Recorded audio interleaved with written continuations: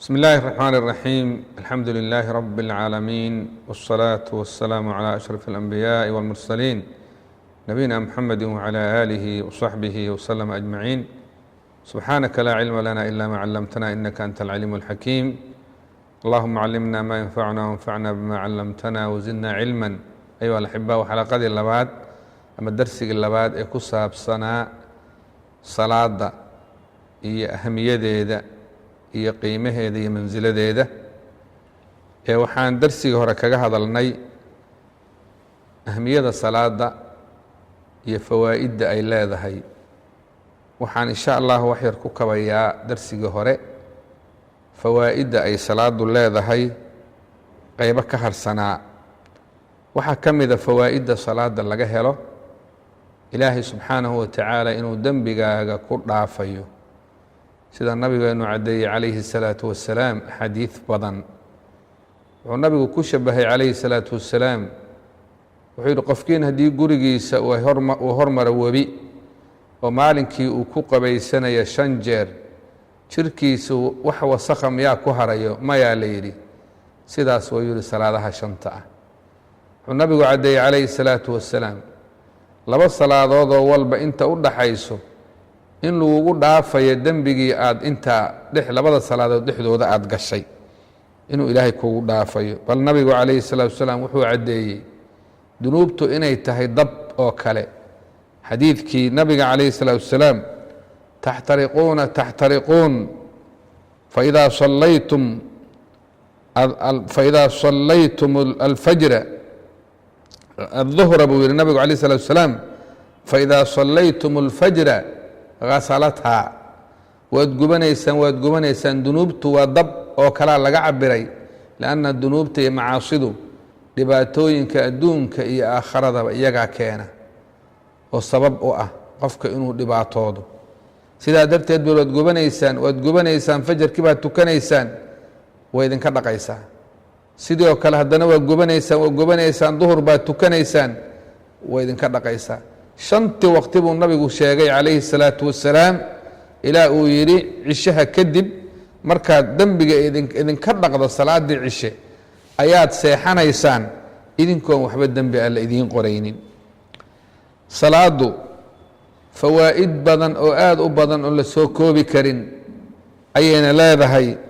waxaa weeye waxaasoo dhan ugu weyn in ilaahay subxaanahu wa tacaala addoonkiisa xiriirka ka dhaxeeya iyo asaga ay tahay, oo waxaa weeye allah subxaanahu wa tacaala uu addoonkiisu maalin walba faradkii 5 jeer la xiriirayo, oo ilaahay uu la munaajoonayo, oo cahdigii iyo ballantii ilaahay uu la galay uu mar walba cusboonaysiinayo. walaalayaal, waxaan intaa ku daraynaa taariku salaa, qofka salaada ka taga cuquubaadkiisa maxay yihiin adduun iyo aakharaba. marka koobaad, qofka salaada ka tegay waa qof shaydaan duufsaday, waa qof naftiisii khasaaro u bandhigay, waa qof lagu muransan yahay ma gaal baa mise waa muslim. hadduu dhinto ma la dhaxlayaa? ma qubuuraha muslimiinta lagu aasi mise kuwa gaalada?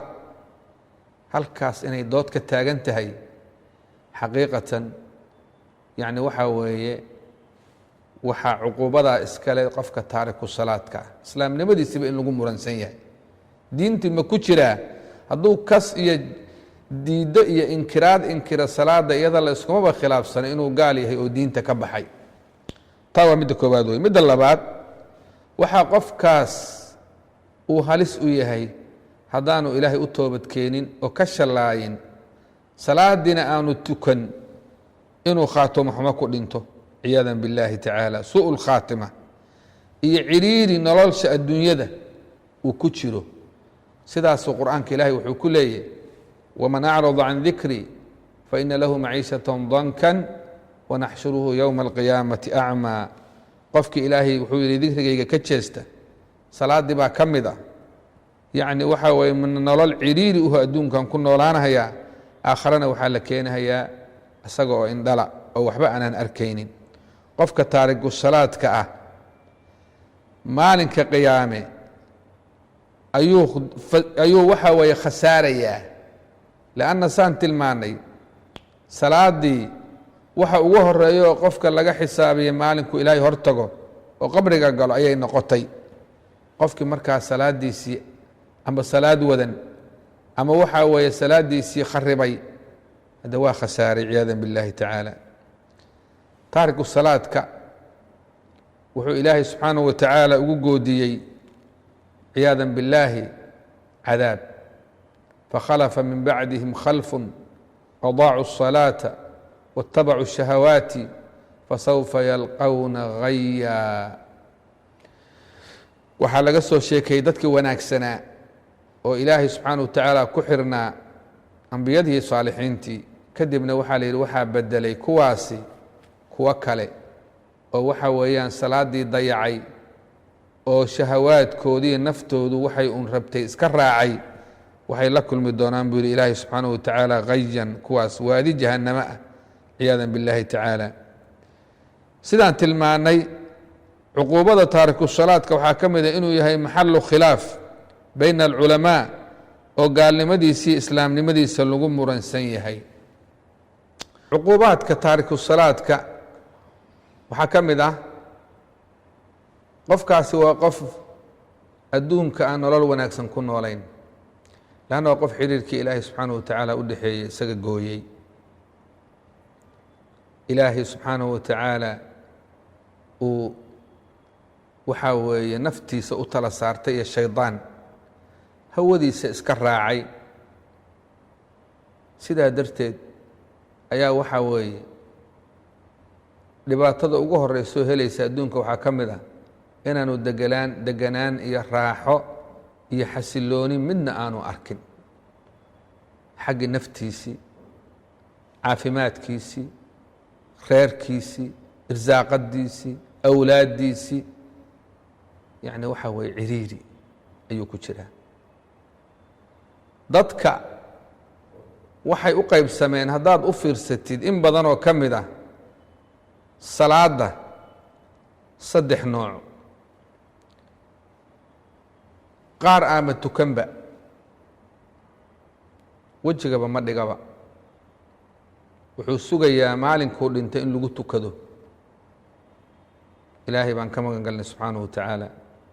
qolada waa qoladii aan ka sheekaynay oo aan nidhi waa lagu muransan yahay islaamnimadooda, in lagu tukado hadduu dhintay inaan lagu tukan, in qubuuraha muslimiinta lagu aasay inaan kuwa gaalada la geeyo, in la dhaxlo uma wax dhaxlo. axaadiista nabiga calayhi الsalaaةu wasalaam waxay caddaynaysaa si saraaxo leh qofkaasi inuu yahay qof gaal ah. alcahdu اladii baynana wa baynahum الصalaaة, annagay gaalada cahdigan inoo dhexeeya waa salaada. faman tarakahaa faqad kafara. qofka iyo gaalnimada iyo shirkiga waxaa u dhaxeeya salaada.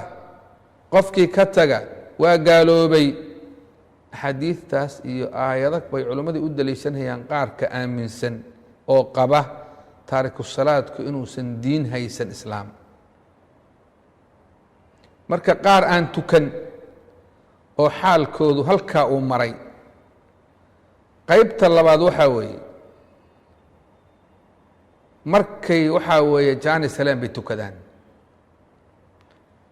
aadaankii masaajiddu yay maqlayaan, xaya calى الصalaaة, xaya calى اlfalaax. waxaa laga yaabaa inuu fadhi kudirir iska fadhiyo, tv fiirsanayo, ciyaar daawanayo, telefoonkiisa ku mashquulsan yahay. wax ahmiyad ah oo haba yaraatee salaaddii ay u leedahay oo uu siinhayo ma jirto. aad buu u nasiib daran yahay, qalbigiisi baan noolayn. wa ilaa hadduu qalbigiisu noolaan lahaa iyada oo la addimayo war khayrka u kaalaya, salaaddii u kaalaya, liibaantii u kaalaya, ma aanu fadhiyeen. beytka ilaahay buu aadi lahaa. qolana waxaa weeye waa qolada iyaga ah. qolada saddexaad oo aadka u yar waa dadka ilaahay u naxariistay towfiiqda ilaahay siiyey salaadooda ihtimaam siiyey salaadu qiimaha ay leedahay ilaahay subxaanahu wa tacaala uu dareensiiyey ku raaxaysanayo inay ilaahay hor istaagaan guriga ilaahay beytka alle masjidka dhulka alle ugu jeclaa tagaan jamaacada la tukadaan warkacuu maca araakiciin ay ka mid noqdaan waa dadka salaada fajar soo xaadira bal masaajidda salaada fajarka taga tee qof baa ku tukanaysa intaan la seexan ka hor shaarica baabuurta iyo maxaanku dhaha gaadiidka noocyadiisa kala duwan dadka socda qaarka hareeraha waddada fadhiya hoteelada meelaha lagu caweeyo waa buuxaan salaada subax ka hor bal wax yar soo kacoo laamiga imow ama xaafadihii mar wax hadlayo iyo wax shanqaraya ma leh masaajidda markaa tagtana masjidka ugu fiican oo ugu jamaaco badan dhowr saf baa ku tukanayso wax yar kadib salaadda marka laga baxo haddana shaarici soo istaag waa buuxaa dad iyo gaadiid markaa dadka ilaahay khayrka la doonay waa dadkaas ugu dambeyn waxaan ku khatimayaa qofka mu'minka oo doonaya ilaahay subxaanahu wa tacaala iyo aakhirow salaadaadii saddexdan su-aalood keliyaan kaa weydiinayaa waa ku khatimayaa salaadaada goormaad tukataa halkeed ku tukataa sidee u tukataa saddexdaas su-aalood isweydii ilaahay subxaanahu wa tacaala khayrka hana waafajiyo diintana hana fahamsiiyo وصلى الله وسلم على نبينا محمد وعلى آله وصحبه أجمعين